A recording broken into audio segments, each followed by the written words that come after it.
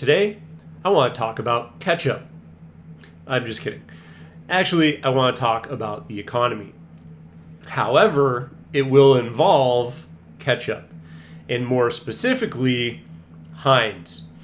And the reason why is that just like similarly when I covered McDonald's and their CEO talking about how people were skipping breakfast, well, now it's filtered even further down the hardships in the economy, all the way down to condiments, which, if you ask me, is a truly horrifying proposition. But what I want to do is I want to take a look at what exactly is going on and provide my feedback about why are we seeing this and what does this say about the American population in general. Turning now to the economy, a lot of relevant news. Just going to put this up here on the screen. The CEO of Kraft Heinz has now said they have the worst consumer sentiment in decades, pointing out the drop in the number of consumers who are buying staples. They lowered their sales outlook and that the feeling of U.S. shoppers has fallen, quote, to a historic low. The company now expects full organic net sales to be down 3 to 3.5%, with slower growth also in emerging markets and pressure in the U.S. retail. They said that higher prices from inflation and expected headwinds from curtailed food stamp funding were creating a tough environment for U.S. shoppers, that the drop in their overall sales has led to some 17% drop in their overall stock price compared with the 17% rise in the S&P 500. Higher prices from inflation, food stamps, funding are all creating a, quote, tough environment, they say, for shoppers. And so, yes, I think number one is probably that as well, right?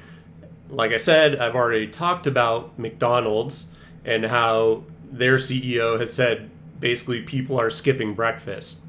That totally makes sense, right?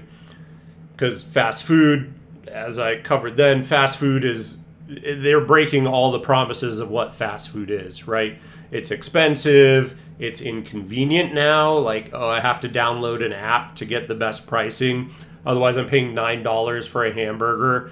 Like, fast food is totally out of whack, and there need to be a correction. I think similarly, Heinz Ketchup, and this is point one, is probably a little bit too expensive for what it needs to be. But then people are being pinched in so many other spaces where they just are going, well, I just am not going to have ketchup on my food, right? If I have to abstain from something, well, I need to eat the bulk of what the actual meal is. And a condiment, although this is a very dystopian example of it, but a condiment is just an added extra on top of it.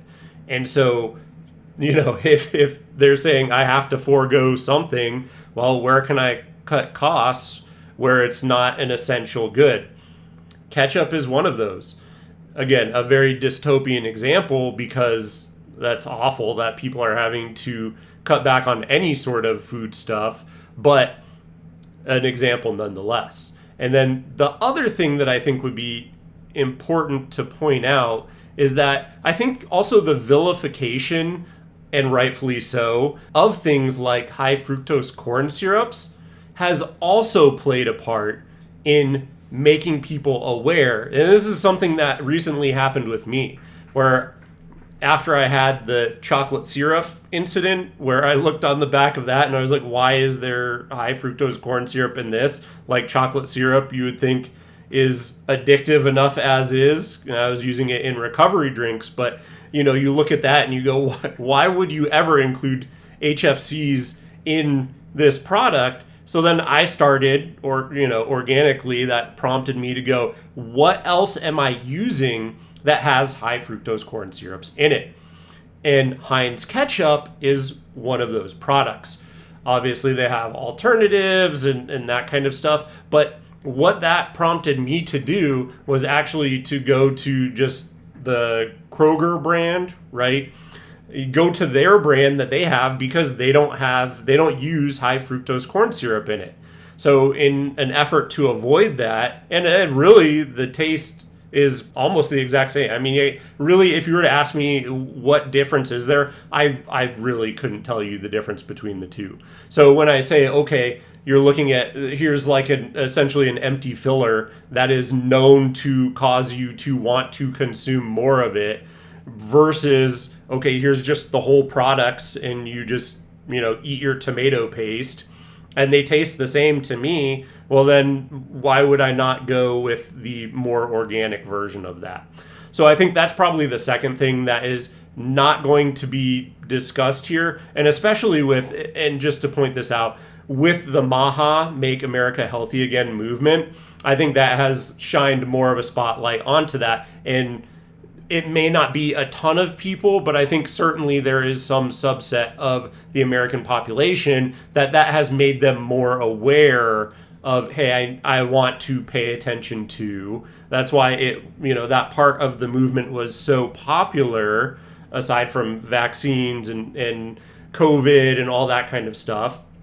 But also what are we consuming? I think people are more aware of it. Again, I don't think that's the overwhelming reason why. I think most of it falls on the first reason, which is everything is just too expensive and people are having to cut back, and it has fallen all the way to a $3 bottle of ketchup. But I think it is a confluence of different factors that are all adding up, and that's why we find ourselves where we are today. That's really grim. We talked previously about the McDonald's CEO. Now, I'm not saying Heinz products and McDonald's and any of that is healthy, but it's indicative of consumer sentiment of behavior. And what he was showing is like people were skipping breakfast. And I think a lot of comments were, oh, well, if they're skipping McDonald's breakfast and eating breakfast at home, then maybe that's a good thing. But there's not actually a ton of data that even necessarily shows that, because of the grocery price increase. And here's the other thing about that too, is that's why I think this is even more concerning, right? Because I did cover the McDonald's thing as well, and that was not too long ago. So it would have been very easy for me to kind of just skip over this one. But I think when you're looking at these two things, right, skipping on fast food is much more discretionary, in my opinion, than skipping on condiments, just in general, right? So covering that is like, it's not even like, oh yeah, I'm skipping going out to McDonald's. It's I'm skipping a few dollars. Like, I'm not skipping tens of dollars, I'm skipping dollars.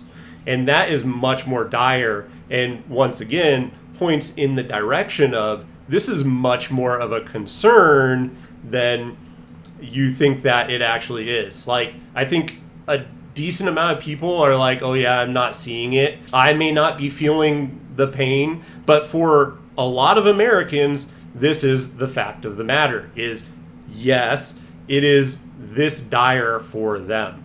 And that's why I just want to bring it up, is to show everyone, hey, look, things are not great. And then doubling down on the point that Saga is saying is, with this indicator as well, going back and revisiting the argument of, are they just skipping McDonald's and making something at home, or are they skipping breakfast entirely? Well, that actually becomes more of a debate here, because when you're saying they're skipping, they're cutting out condiments, well, that's that's dollars, not tens of dollars, dollars. And although that might not sound like a big differentiation for people that don't really think about that amount of money, when you're paycheck to paycheck, that is a huge differentiation.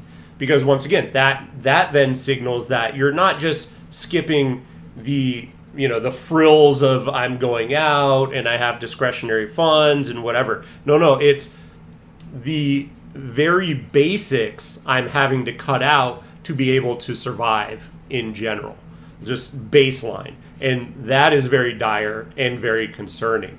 And once again, there is a reason, it just reinforces what I have been saying. There is a reason why I have been covering the economy over and over and over again, is because I think it's something that we need to be very concerned about, and is pointing in the direction that when consumerism doesn't happen this holiday season because people literally can't afford it, like if you can't afford ketchup, you can't afford to participate in Christmas.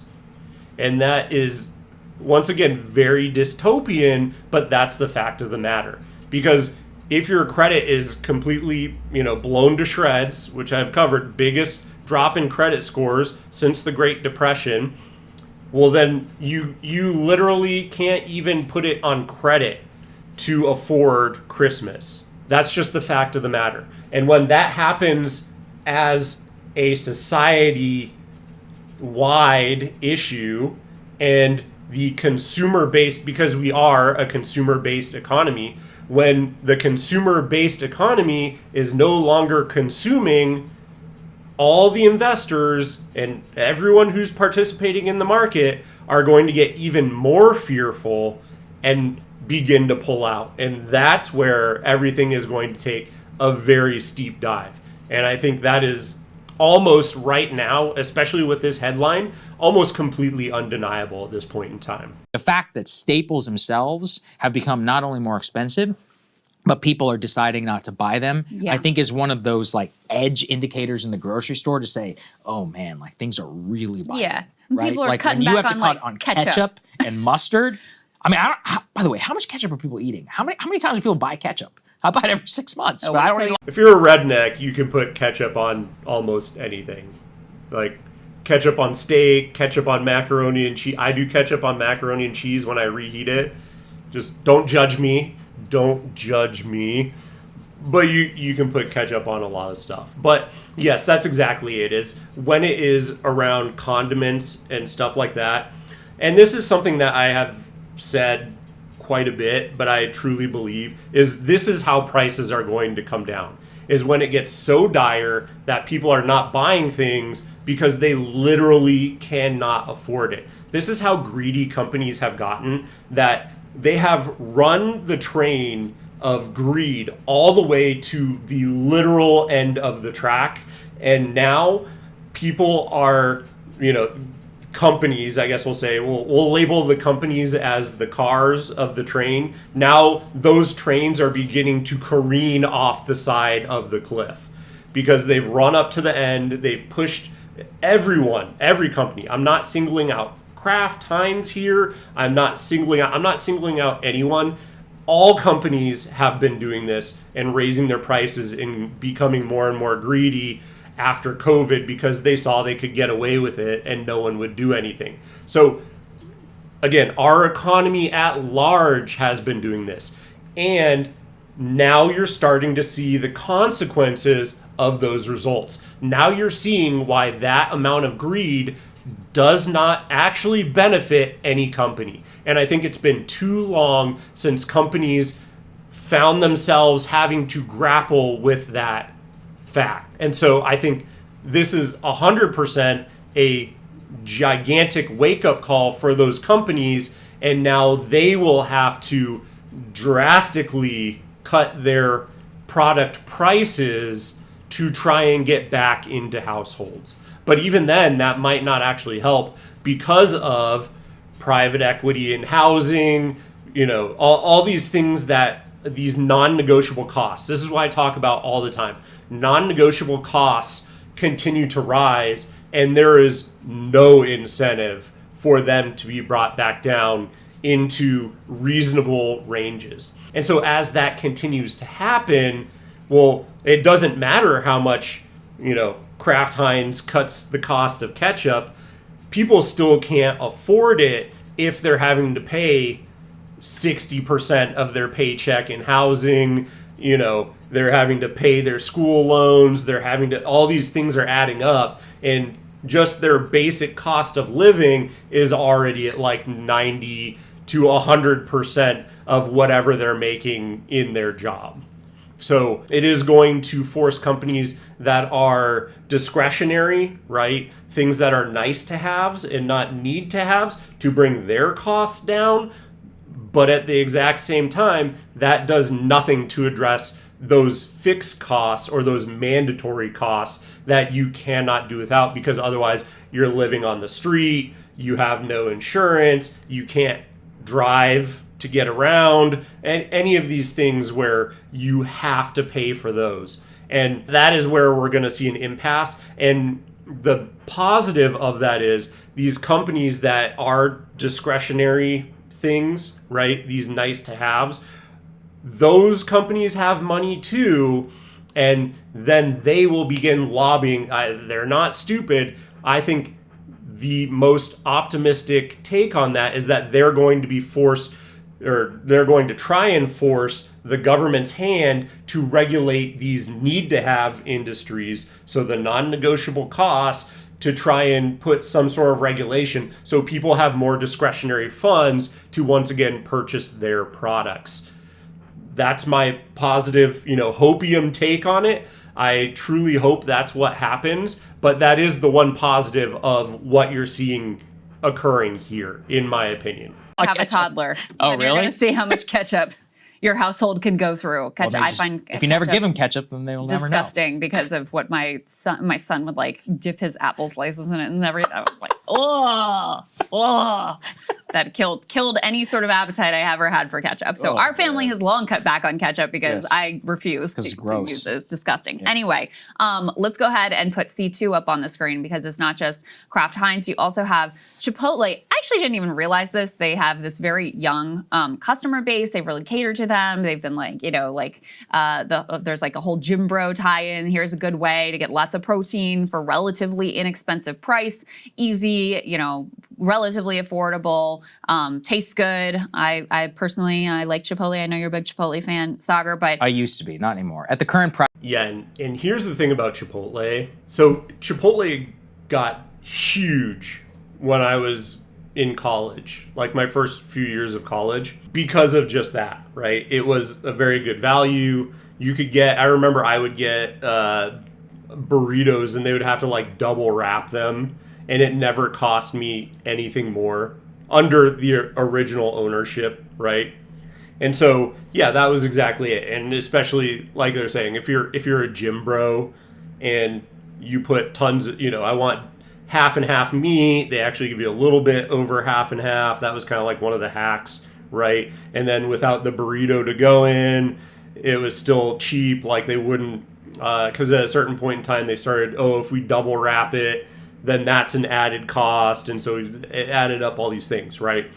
But at a certain point in time, yeah, you do it in the bowl and you would get rid of the carbs because gym bros don't like carbs and whatever. Okay, so it was for a time a good value, but then it's insane. Like if you look at, and I haven't went to a Chipotle in probably a decade, like legitimately probably a decade. Here's the thing about Chipotle now is like, and I'm not even sure exactly the price, but like I think it's like over $15 for a burrito. Insane. Like I remember when it was like $5 for a burrito. Yes, like with all the stuff that they put in it and how large it was. Like I remember when at a point in time when I was getting those like double wrap burritos and they weren't charging me anything extra for it. It's like you could justify that as 2 meals. And so totally, completely affordable. But then it's kind of like the Five Guys thing where it just went insanely expensive. And then especially, I think if you are, because I put Chipotle in like the fast food bucket as well, right? Same thing. You're ruining what is the promise of what fast food is that it's convenient, which I guess it still is, right? I'm not aware that they have it. I'm sure they have an app, but like, I don't think it's as gamed as McDonald's is, where it's like, oh yeah, you go in the app and you get special bonuses. But the thing is it's not cheap anymore. And so the thing is, like, if you think about like a gym bro where they're going in and getting the bowl, well, all you're doing is literally just putting meat in there and then maybe some lettuce or rice or beans or whatever. Like if you're not doing the whole production of it and you could just meal prep that for every single day. Like you don't actually have to, when the prices get so high, at some point in time you just go, well, this makes no sense. This is literally like triple, quadruple, the meal price of what it would be for me just to create it at home. And at some point in time, it's not worth it for you to actually go out and buy it from Chipotle, because you could make 4 or 5 times that amount, and then with also the corporatization of it and making everything cheaper, well, then the quality goes down as well. So you're no longer getting top tier juicy chicken and the really good carne asada, or whatever it is that you're getting, right? You're no longer getting the highest quality ingredients. It's the shitflation is what they call it, right? Where they're just giving you worse and worse and worse quality ingredients as well. So then at that point, it's like, well, then this is worse than the quality of the chicken that I can go out and get at the store, and it costs more. Than, like, what are we even doing here? And so, yeah, that's the thing. And when they, skimp on the portion sizes and all that kind of stuff. And at a certain point, it just doesn't make any sense anymore. And that's where I think Chipotle finds itself. And once again, very much like a McDonald's, I put them in the same bucket. Whereas, yes, and this has been a meme for a while, is how expensive Chipotle is.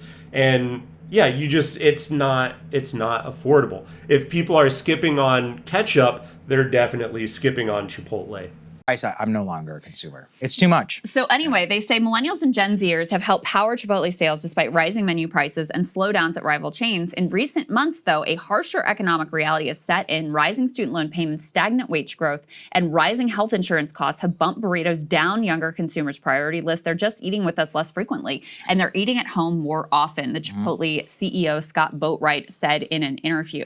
And their stock is getting trashed right now. And guess what? They're not the only ones. I mean, you have the top line of the stock market, just keeps going up, up, up. That's all because of these tech stocks. NVIDIA leading the charge, but other tech stocks that are AI enabled, these sort of like consumer staple type of companies, they are actually really suffering and underperforming because you see this this consumer pullback. And we can put C3 up on the screen, which is going to have a major impact. And that was exactly what I was saying, where anything discretionary is going to get completely trounced. And I think as they're starting to see that, like, they're going to figure it out. The people who are running these companies are not stupid. And then there is going to need to be some sort of, unless they just want to go out of business and they're just going to ride it out until, it crashes and burns into the ground. They are going to have to lobby on behalf of the average American to, give them some sort of relief on those non-negotiable funds. Because once again, otherwise, you're just if you're the CEO, you're riding that ship into the ground, because these trends are not going to reverse themselves. And for better or worse, that's the horse that us consumers have to bet on, is that the people who are, angling for our discretionary funds are going to have to fight the people who are just taking our non-negotiable funds, right? Who are driving up the price of housing, who are, driving up the price of insurance, who are driving up all these other costs that are causing these discretionary, companies to get a smaller and smaller and smaller piece of the pie. Impact as well. So we covered yesterday, the Trump administration was saying we're not going to pay any SNAP benefits. A judge came in and said you actually have to. You have to tap these emergency funds. So now they're saying they're going to pay half of the. And just to go in there, I think then Trump, because this is a couple days old, right?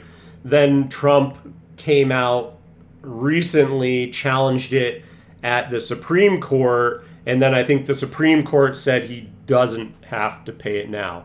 Once again, this is happening real time, right? We're in November now. And so by the time the video comes out, it may have changed again. But right now, I believe the most recent that I have seen is that SNAP will not be funded again. So yeah, it's evolving. I might be wrong right now by the time this comes out, but that was the most recent that I had seen. SNAP benefits for November. However, there continues to be, those funds haven't hit for people yet. Here we are November 4th.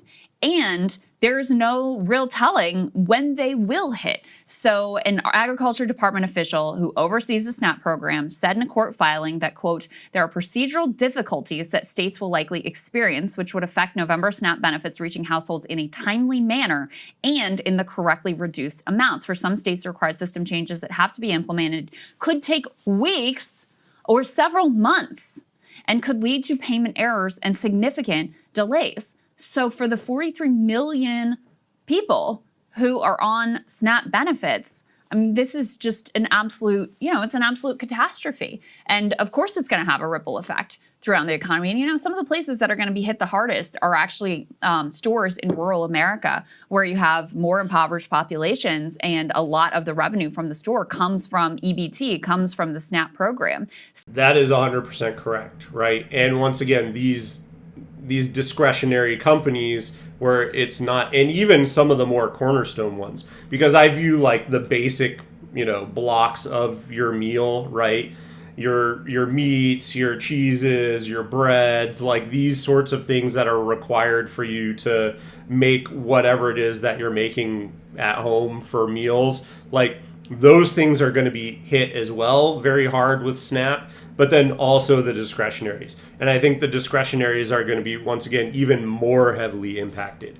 So 100%, I think, yes, smaller regional stores are going to be hit hard. I think both cornerstone with food, right? Food is one of those non-negotiables, but then also the discretionary foods as well are going to be hit even harder, right?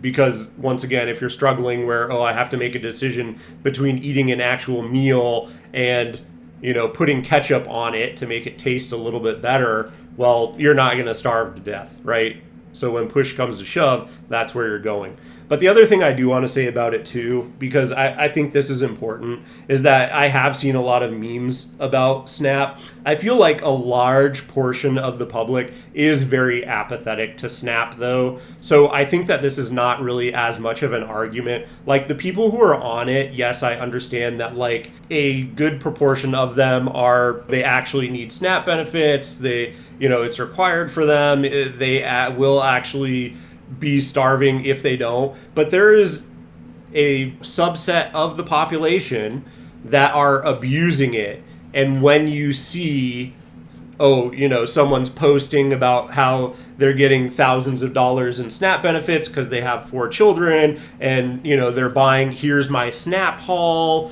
and all the things that food stamps have got me.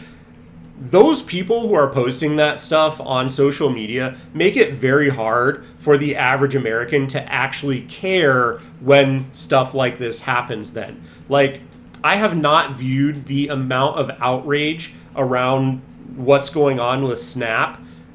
It seems like a drop in the bucket. Like, it truly, to me, feels like not a lot of people care because everyone's just memeing on, these welfare queens are not going to go out and be able to get $4,000 worth of nacho cheese and, Nutella and like all these ridiculous things where they're going through, once again, their haul, their crab legs, their all these things. And so I think it is a real problem, right? I think there are people who are going to suffer from what is going on with this. But at the same time, it is very hard for the average person, I think, in America to truly care about this issue when the things that you're seeing and get popularized and go viral on social media is, yes, it's memes about, hey, welfare queens and their SNAP hauls, their food stamp hauls. And then on top of that, with AI now where you can fake it, like last week, think about all the people who got, faked out and were sharing fake videos, right? Sora created videos of people on food stamps, raging because they were losing their SNAP benefits that were fake, right? So it's not just, yes, there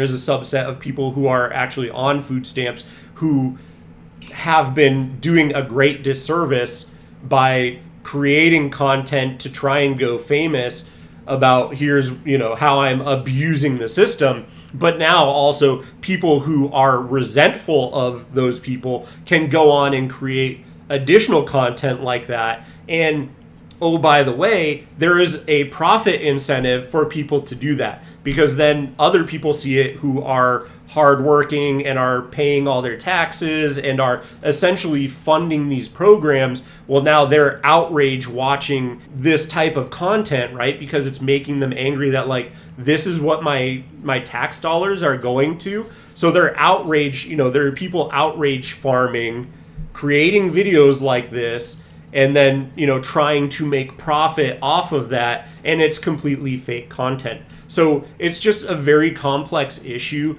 but I think on the whole, my take on it is that people care a lot less about this topic than probably should, because once again, there are a subset of people who totally need the system, they're using it the correct way, but there are some subset that are abusing the system. They're, totally creating fake scenarios. They don't actually need it at all, but because, they have the ability to game the system and they have a lack of scruples, well, then they're taking advantage of the system and they're ruining the perception of this program for a lot of Americans.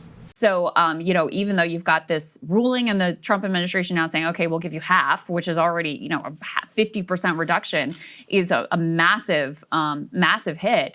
No telling when they'll even get access to those funds either. Yeah, I mean, one of the things, this is where it comes down to cost. Let's say with Chipotle and generally. Like, I remember when it was $6 a bowl. This actually was not that long ago. And I used to eat Chipotle 5 days a week, literally, back in my early 20s. There was one right next to where I used to live. I was on name basis. Now, though, like, they had this recent advertisement, I'm not sure if you've seen. It's carne asada and red chimichurri. I was like, all right, gotta try it, okay? It's like catnip. Yeah. So if you look at the overall price, when I was done, keep in mind, we live in a high cost of living area, it was $22 with tax. I mean, look, again, maybe... The red chimichurri, though, is good. Listen, it's good. I loved it. I'm not going to say I didn't like it. Was it $22 good? I don't know. Again, maybe boomer brain, but that's one of those where, I don't drink alcohol. That's kind of what I expect to pay if I go to, like, a mid-tier restaurant, right? Like, I want to be sitting and getting some service, not literally something in a paper bag that's wrapped in foil. They're eating... And that's a very good point, too, actually, is that I think who has seized on and has understood the scenario that they're in and the situation that they're in better than anyone else has been these kind of fast casual restaurants, right? Like a Chili's, like an Applebee's, any of these sorts of restaurants where they say, okay, you can come in and you can have an entire, like, I think it was like the Triple Dipper. I think that got really popular a little while ago. But yeah, you can come into Chili's and get a Triple Dipper and a drink and, whatever, like an entire meal for $15. And you get the sit down, you get waited on. Like, if I'm making that choice between the two, actually between three, eating at home, Chili's, but if I have an eye on, like, going out and having an experience, I would literally go Chili's. Because once again, it's just an experience. You get waited on. You get to go out. You do all these things, right? Chili's, I would rather eat at home, and then fast food, right? If I was in the mind of, like, I want to go out, like the hurdle in the bar that it is so high for fast food because the quality isn't good to begin with, and then it's super expensive. And in a lot of instances, it's not convenient anymore. Like when you're having to download an app to get whatever, the best pricing, to not get gouged. Like, that's not a good user experience. And so, yeah, I think 100% I think the fast casuals have done a great job realizing way ahead of the curve. Like, there is a niche that needs to be filled for, okay, people who want to go out and do not want to pay an insane amount for essentially trash food, right? And they have seized that opportunity extremely well. But yeah, that's exactly it, is like he was saying, and he's in a more expensive part, but even if you're paying $15 for a burrito, like $15 at the store, you can get what, like 3 pounds of meat and, you know, the rice and beans, and you can do that for like an entire week versus one, you know, going out and getting one bowl or burrito or whatever. Like the prices are just way insane, and especially there's no justification for it, because if you're looking at it, those prices that you're paying in the store are actually more expensive than what they are getting their ingredients for. So all of their ingredients are actually costing way less than what you're even paying for it in the store, but yet they're charging you an astronomical amount more than what you're even paying for it in the store. And yes, there's overhead of the store and, you know, paying your employees, but truly there is a huge amount of price gouging that has went on, and it's just so naked and obvious when you saw it run up like it did in COVID, and then it never came back down because they justified it under supply chain issues, but those have all completely resolved. There are no more supply chain issues, but the price is not going back down. So, I mean, it's greed, flatly.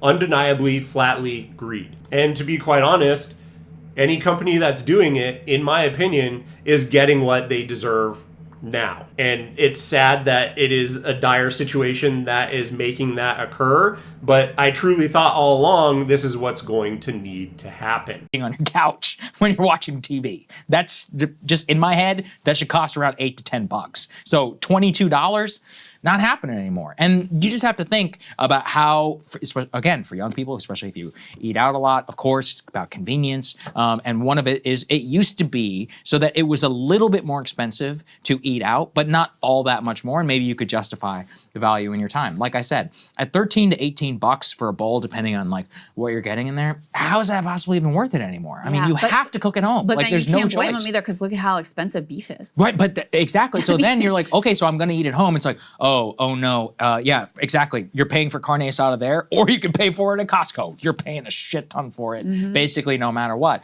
That is the part where, when you see how it pervades, you know, even influencer culture. I think I've talked about this, about those YouTube channels where it's like cook like your grandma from the Great Depression. Those channels saw a huge explosion over the last couple of years. That's part of why is home, you know, it's so exorbitantly expensive. As stuff that was once not even, I mean, would you call Chipotle luxury? Like, I wouldn't. It was $6. I even remember in New York, you would pay $7 or something like it. It just was not that expensive. It was, you know, even in Midtown, it was like $7.50, I'm pretty sure, if I recall. Now, I mean, what, $15 probably for what it is? That's a lot of money. And you have that for everything, because it's not just defense of Chipotle, it's all fast food. And consider what the minimum wage is, right? Yeah, still $7.25 an hour or something. Yeah, like that. and I mean, even in states that have increased it, maybe they've upped it maybe to $15. So you're working an hour to get one Chipotle bowl. I don't even know if it wouldn't buy a drink. It definitely wouldn't. With tax, where I live, it would be about $15, I think. And this is really... That's a very good point as well, and one that I have made in the past is, yes, when you equate it to how much work you have to do and how much time you spend versus what that is actually buying you, how can you justify that at all? Like, you look at that and you say, okay, what is the value of my time? Well, I have to work for an entire hour to get one bowl, like burrito bowl. At that point in time, you go like, no, thank you. No, thank you. I have a bunch of other costs. And oh, by the way, how does that, you know, in my monthly finances, how can I justify that when it's, you know, X proportion of the amount of discretionary funds that I have available? Why would I dedicate that much of it to food when there is a cheaper alternative? Like, yes, it's nice when you have a lot of discretionary funds and it doesn't cost that much, and you can, okay, yes, I can, you know, it's understandable that I can go out and I can actually, you know, purchase this, and it's quick and easy and convenient, and I'm getting, you know, it's a fair value, I think, for what I'm spending there. But that equation is completely out of whack, and it just totally makes sense why people are just choosing not to go there anymore. And I do not blame them at all. I made that decision a long time ago. And yeah, because the quality went down, but then also the price went up, and it didn't seem like a good value to me any longer.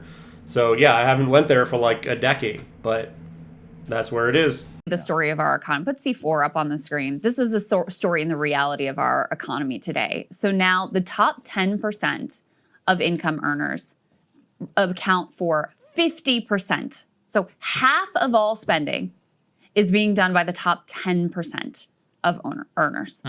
And so you have this incredibly lopsided economy. And then, of course, what happens is all the incentive, like if you are a business wanting to make money, is to cater to the people who have the money. Who have money to spend. And so increasingly, the economy becomes more and more tilted and lopsided towards catering to the affluent. There's a bunch of, let's go ahead and put, Kobayashi Letter did a long thread with a bunch of other indicators about the reality of the economy today. Let's go ahead and start these. They write, the elephant in the room, AI stocks are outperforming consumer stocks by 20% plus over the last 60 days. And as AI investment exceeds $1 trillion per year, car repossessions are at 2009 levels. There are 2 U.S. economies. And this is, once again, that's why I did the video recently about the people missing car payments, is because this graph basically says it all, right? And this is what I'm saying about the stock market. I think it's, it is, as soon as that AI bubble pops, you're in for a huge depression, is because that's what's holding everything up, right? You're seeing AI go up 16%, and then all the consumer products are all falling, right? Falling by 5.5%. And so, yes, the issue with that is that that is what is holding up the market, is the AI/tech stocks. And so when you're talking about car repossessions being at 2009 levels, well, what happened there? There is that huge correction with the housing bubble that just blew up because of subprime mortgages. And so when you're seeing that being mirrored here, that's when you're just playing musical chairs and you're waiting for, for the music to stop. And when do you miss that chair? I think it's coming up this holiday season, because that's when everyone's going to realize, oh wait, consumer economy is no longer being able to consume things. And so that spells, and that's exactly what this graph is saying, is that those consumer products are going down because people are not being able to afford them. And so I think the biggest red light for that will be during a holiday season, when people are supposed to consume at the highest levels, and when that's not physically possible, that's where it's going to become an issue. And that's where people are going to start freaking out. But yeah, 100%, you're starting to see mirrors right now of things that were happening during 2009. And guess what? That is not going to be good for anyone. Rich versus poor, and AI is the lifeline of it all. And really think about that, because overwhelmingly the people who hold stocks are the wealthy. And so they're benefiting from this massive, continued growth in the stock market. But if you're just a regular wage earner trying to make it, you are getting screwed. Let's put the next element up on the screen. So here are the sort of consumer-focused brands whose stock prices are suffering. They say that on the other side of the table is a more bleak picture as opposed to the AI stocks. Consumer-facing stocks are getting crushed. Latest earnings season only underscored that. Take a look at the year-to-date performance of these consumer stocks. General Mills and Kraft Heinz, which we mentioned before, are in a bear market. Put the next one up on the screen. The economy is particularly bad for Americans who are seeking entry-level jobs. The U.S. unemployment rate for youth graduates age 20 to 24, so people are, just coming into the job market, has averaged 8.1% over the last 3 months. That's the highest in 4 years. This is up sharply from under 4% just 2 years ago when the AI boom began. And once again, a topic that I have called out many times. Yes, and this is going to continue to just grow and grow and grow. Because, like I said, and if you look, right, I think it's primed to have a gigantic surge, much like, look on the graph there, 2009. Huge surge, 2009, 2010. and then it starts to come down after 2011 when things start to reset a little bit, right? Same, if you look at the graph, same thing looks like it's happening here. There's the little, spike right before, and then there's a huge run up. And I think that's where you're at on the graph right now, is that it will surge up over 12% again, and it may not come back down. Because once again, it's not like it's, yes, things are bad, and yes, I think there's going to be a depression incoming, but when you're coming back out of it, the problem is now AI is replacing you. There's no more need to step it up. It's instead of, okay, these companies are starting to recover and we're going out and we're hiring more people in again. Well, now, okay, the companies are starting to recover, and oh, by the way, we're going to go out and we're going to pay AI companies for AI assistance for manager level workers.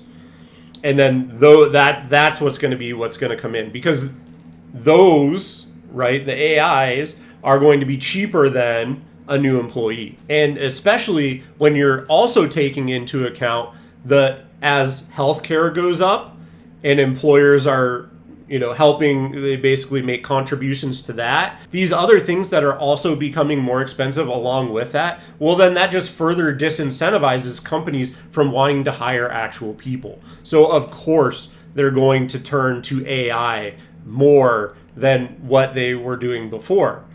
And so, yeah, you may not even see a recovery. Like when this continues on this trajectory and goes up over 12%, you may not see it ever come back down.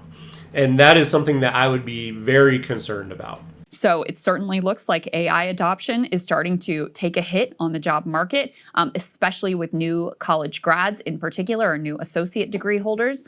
And let's put this last one up on the screen as well. This is a look at auto repossessions.